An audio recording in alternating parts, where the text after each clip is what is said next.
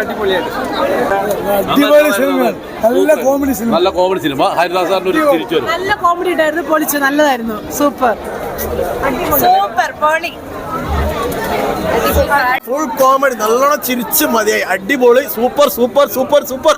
അടിപൊളി പടം. എല്ലാവരും കാണണം. അടിപൊളി പടം. എല്ലാവരും കാണണം.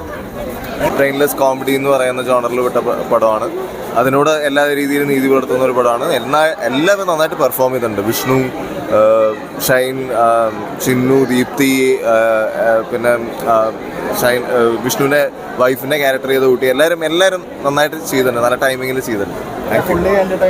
അതെ അതെ അതെ അതെ അതെ. വളരെ രസകരമായൊരു പടം. ആദ്യം മുതൽ അവസാനം വരെ ചിരിക്കാൻ പറ്റുന്ന ഒരു സിനിമയാണ്. പ്രതീക്ഷിക്കാത്ത ഒരു ക്ലൈമാക്സ് ആണ്. പക്കാ കോമഡി പടം. നന്നായിട്ടുണ്ട്.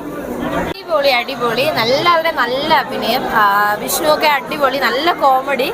ഫാമിലി ആയിട്ട് എന്റർടൈൻമെന്റ് ചെയ്യാൻ പറ്റുന്ന നല്ലൊരു അടിപൊളി ഫിലിമാണ്. എല്ലാവരും വന്ന് കാണണം.